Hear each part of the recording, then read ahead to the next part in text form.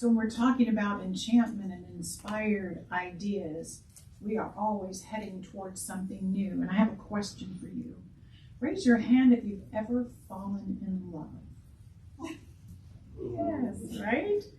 Can you remember that experience, right? Maybe you fell in love with a person, but you can also fall in love with other things, can't you? We can fall in love with an animal or an opportunity or that house on the market that you see and you just can't quit thinking about it, or maybe it's a snazzy new car that you want. Just remember feeling in love. And where do you feel that in your body? You know, get that tummy flip-flop kind of thing, or does your heart race, or maybe your heart kind of stops, you know, when you really, really think about it. You suck the oxygen right out of the room, you know. Because what happens is we become so obsessed with that person or the thing that we just can't stop thinking about it. And that is the feeling of enchantment that Elizabeth Gilbert devoted an entire chapter in her book of Big Magic. She devoted it to this topic because it's a super important experience that all of us have in living creatively. And if we are smart, we're going to pay attention when that feeling of enchantment comes along in our path, because that feeling basically knocks you off your feet and says, hey, pay attention. This thing is for you. This something is for you. Enchantment is another way of saying inspiration, and every single one of us can court inspiration by paying attention to it when it shows up. When we pray for something, when we ask for something, God's answer will come to us in the form of an idea. You know, when I'm teaching the classes and I'm helping people understand how they co-create their life, you might be praying for money or a new job or a new love in your life or whatever. But what I guarantee is not going to happen is Amazon is not going to deliver the thing you're praying for to your front door. I know it seems like everything really appears that way, right? But that is not what's going to happen. No one's going to knock on your door and say, here is your thing that you have been wanting. Here's your money, here's your job, here's your new home or whatever. That's not the way it works. God's currency is ideas. When spirit moves into an idea, it feels like inspiration or enchantment, and that's what I want to talk about this morning. Maybe you have a different word for it, but all of us have had an idea that comes to us and it just won't leave us alone. Elizabeth Gilbert writes this: ideas are disembodied, energetic life forms that are looking for a human partner to make them manifest in our world of form. Think about it. Ideas can't be manifested until one of us human beings picks up the idea and makes it so. And Ernest Holmes actually agrees. Holmes wrote in the Science of Mind textbook, the idea is father to the fact. Ideas are real, having the power within themselves to be made manifest. So ideas are things, thoughts are things. Ideas come to us. They visit us to see if we're willing to work with them. And when it happens to me, I know that an idea is an important one because I feel it inside. I call it a thud. Like when something's for me, there's this little thud that happens inside, deep inside, like, oh, like that, there's this thing. And we'll get an idea of something that is needed to make life easier, you know, to make life more fun, to make life better. Sometimes we'll get an idea to apply for a promotion, or a friend will mention a new company that is hiring or whatever, or you'll hear about a new online dating site or something. Ideas will come, and they happen constantly. And when an idea grabs your attention, you have a decision to make. Do you follow it? Do you claim it? Or do you push it aside? Do you have the courage to accept it? Or do you push it away in fear? Sounds familiar from last week, right? Courage, fear, fear, courage. You can say yes, or you can say no. And Elizabeth Gilbert writes a lot about what happens when we say yes to an idea, when we accept an idea. She says that the universe will then start to work with you to create synchronicities, and the resources will show up. And when you're open to an idea, you're also open to those universal energies surging things to you to benefit you and move you forward. It is such a cool thing. And I want to remind you that an idea is like an acorn. So an acorn, contained in the acorn, is everything necessary to attract to itself everything it needs to become an oak tree, right? If it's planted in the soil and nurtured, everything it needs is contained inside. And likewise, an idea has within it everything necessary for it to become whatever it is to become, if and only if we accept it into the ground of our individual soul and we water it with faith and willingness to embrace the new things and to embrace the resources that flow our direction. So Raymond Charles Barker is a student of the science of mind, and he wrote an entire book on this concept. It's called The Power of Decision. And in that book, he talks about the spiritual power behind making a clear and definite decision of saying yes to an idea. When we say yes to an idea, spiritual power is at hand. He wrote this: every success-motivated mind has been a decisive mind. Every failure-motivated mind has been an indecisive mind. What he is saying is that when we're wishy-washy about the ideas that come to us, we grow nothing. When we waffle behind this idea and that idea and go back and forth or whatever willy-nilly, it's mostly because we're afraid to choose what we want and plant the dang acorn, right? We don't plant it. We just go, I don't know if I can choose. I can't make a decision. But when we do decide and say yes, and we plant the acorn of an idea in our soul, then the universe starts doing its magical thing and sending resources to us. Raymond Charles Barker says, fixing your attention on a positive goal causes life with a capital L to back you up with all it possesses, and you realize that the universe is for you and never against you. But life cannot back you up until you use the power of decision and you choose the idea. I want to give you a personal example. So when I moved down here, gosh, it's been almost 6 years, y'all. When I moved down here to be the minister here, one of the things that I left behind in Atlanta was choral singing. Okay, so the center that I was a part of up there was huge, and it had a choir, and I used to love to sing. Before I started ministerial school and I didn't have any more time, I sang in the choir, right? I started singing, I sang in high school, I sang in college in choirs. It was just part of my life. I sang in a community women's chorus for over 10 years, right? It was just something that I loved. So shortly after I moved here, you may remember a man named Tim Berneman who used to play and sing here, and his girlfriend Janet, now his wife. One Sunday they were here and they decided to do a duet, and then they're like, oh, come on, sing it as a trio. So I was singing with them that Sunday morning. Maybe you were in the room. And after that service, they said, wow, you can sing. Would you be interested in joining this community chorus that we sing with? And I'm like, no. I didn't have time, right? I didn't have time. It was an idea, but I pushed it aside. I didn't have the time to commit to it, so I said no. And guess what? Nothing happened. Fast forward 4 years.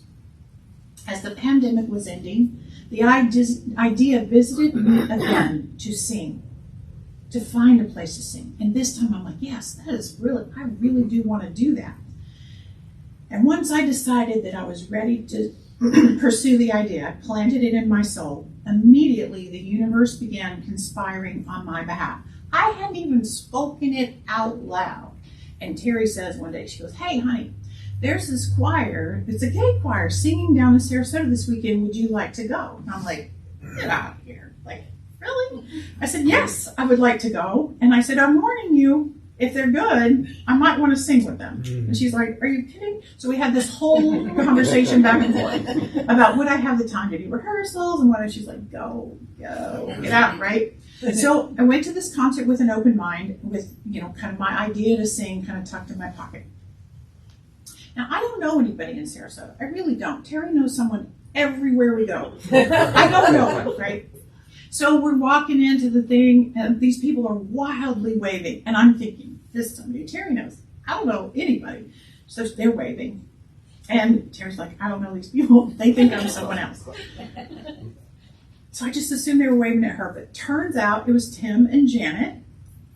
And this was the very same chorus that they had invited me to sing with all those years ago.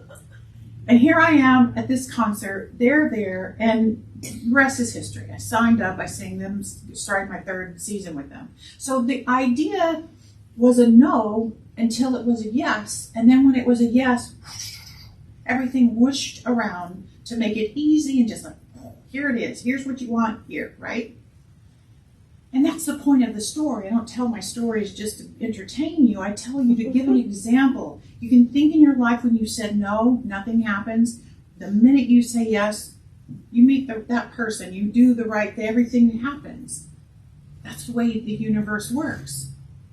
So never forget that we get to decide whether to say yes or no to any idea that comes.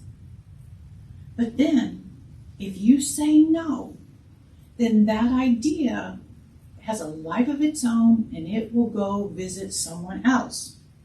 And Elizabeth Gilbert tells a story in the book. If you are reading the book, you know she tells a story about this very complicated idea to write a book.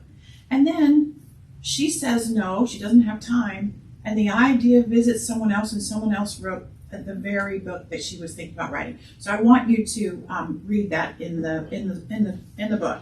But it reminds me of another story about Michael Jackson. I tell this story in class sometimes. So there's this documentary about Michael Jackson and the concert he was planning to do when he died. And the producers of that concert wanted to bring to life the concert as much as they could in this film. And this producer was talking about how joyful it was to work with Michael Jackson because he is a super creative guy, right? But there was one problem.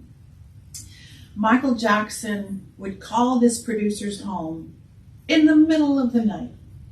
And the producer was like, oh gosh, Michael has the best ideas. And he said, Michael, is there any possibility that you could call me in the morning? Can we talk about it tomorrow? I promise you, I want to talk about your idea, but not at 3 o'clock in the morning. And Michael Jackson said, no, and I won't do the Michael Jackson voice. No. I will not wait till the morning, because if I don't act on this idea, God will give it to Prince. and that was a true story, right? So he knew that wisdom, that ideas are things, and that if you don't accept it, it can just go to someone else. And I bet all of us have had an experience of an idea that we didn't claim being picked up by someone else. Maybe it was the promotion that you've been thinking about applying for but didn't, and then you watch your coworker apply and get the job, and now she's your boss, right? Or maybe it was a house you thought about buying, but you just hesitated, and boom, it's already sold. Or maybe it was an activity that you thought about doing, but you instead have to watch others doing that very thing you've longed to do. Or maybe it literally was an idea to make something, and then you see it on Shark Tank, right? It happens. It happens because Spirit wants to become more. The universe wants to create. Life wants to become a little better, a little more efficient, a little more on target, a little more balanced, a little more fun, right? Everything in existence has been created because someone had an inspired, enchanted idea and took something that was already in form and used it to create something else. Last week I said there's hardly a square inch on the planet that human beings haven't touched and created and supposedly made better, right? It's just how life works. Spirit needs us, the creative human beings that we are, to create new things, and it expresses itself through ideas. And we teach here that there's only one mind, and that our individual mind is a part of that one mind. Everything that is known is available to us if we reach for it. But we have to be open to thinking new ways. We have to be open to considering new possibilities and being willing to change and have change occur in our lives. We have to open ourselves up to ideas and then say yes.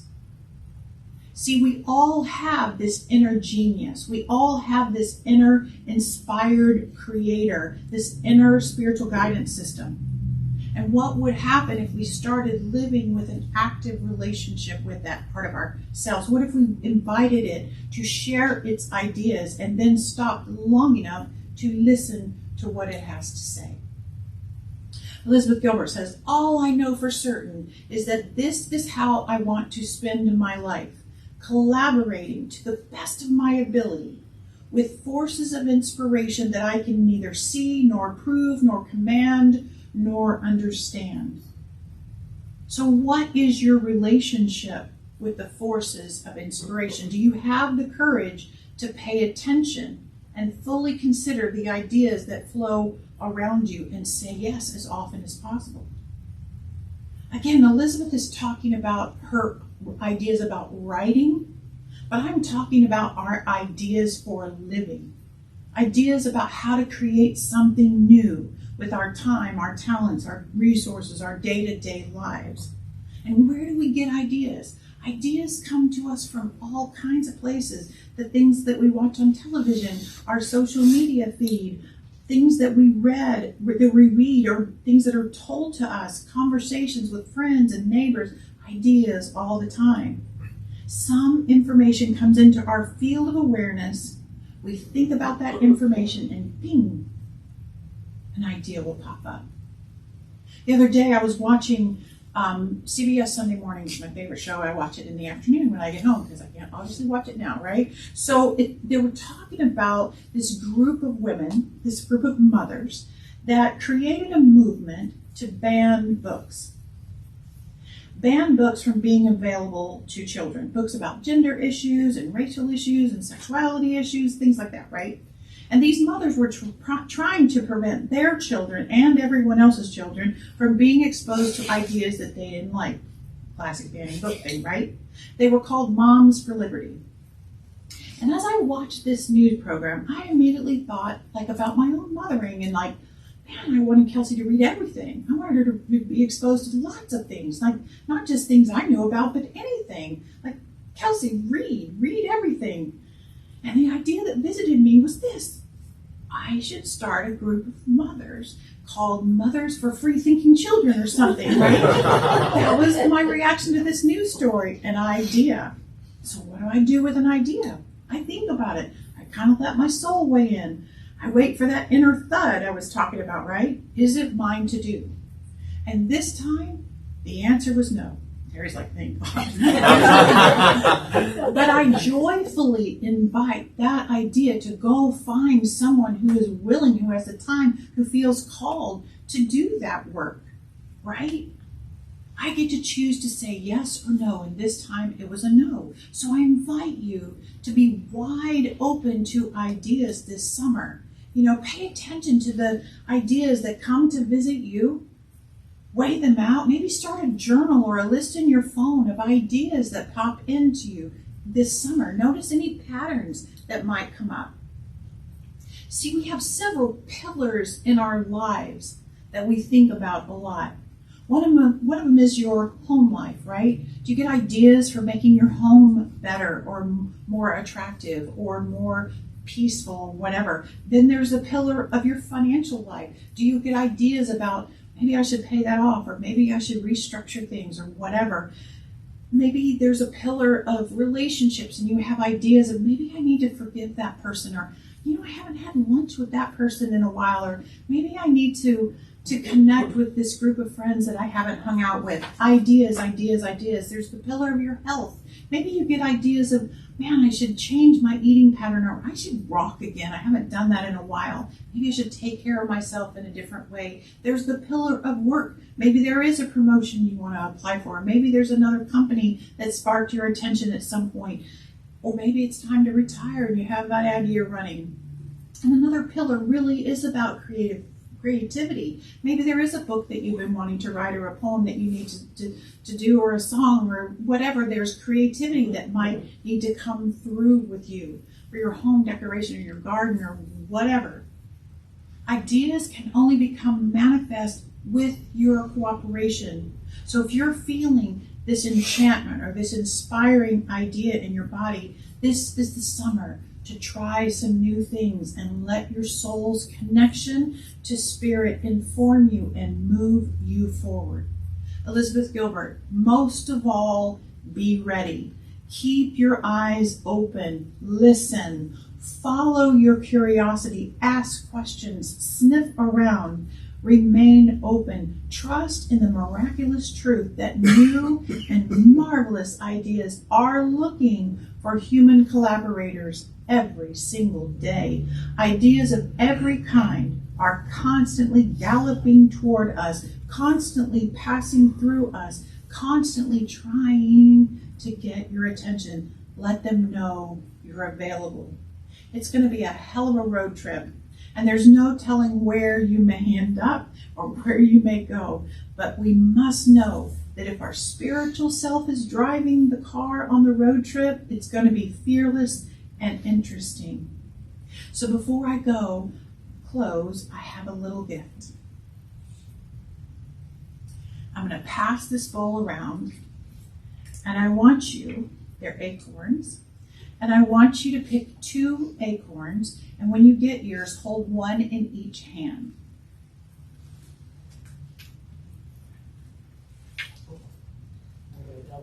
Okay, there you go. Pass it. And when you get them, just hold them in your 2 hands. Can you play a little bit here? That would be awesome.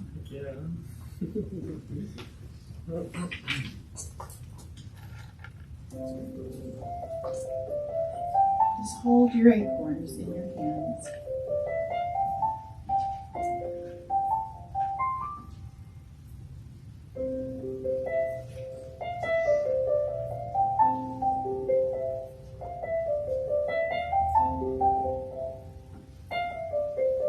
And those of you who already have them can begin the exercise, and that is, I want you to ask yourself 2 questions.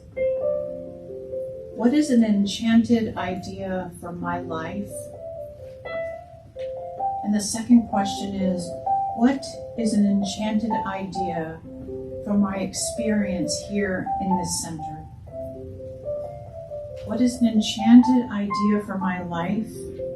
And what is an enchanted idea for my experience at this center? And hold those acorns.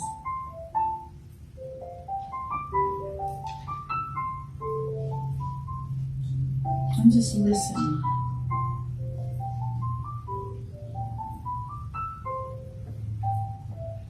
What is an enchanted idea for my life? And what is an enchanted idea for my experience in this center, in this community?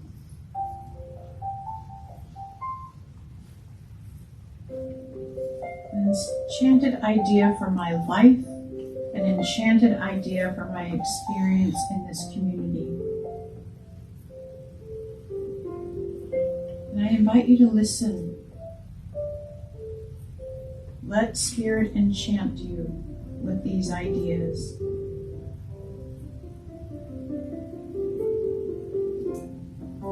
And at some point I invite you to write those ideas down and put these 2 acorns on that piece of paper and begin to pray and meditate on these 2 ideas. Ask for guidance and ideas about taking steps toward manifesting them. Say yes to these ideas. You water them with attention. You nurture them with faith. Because contained in the acorn and contained in the ideas is everything spiritually necessary for it to become a part of your world, if your soul says yes. So I invite you to pray with me at this time. I acknowledge the spirit, the power of life that is contained in every acorn and every idea. That power that manifests itself by attracting to it everything necessary for its completion.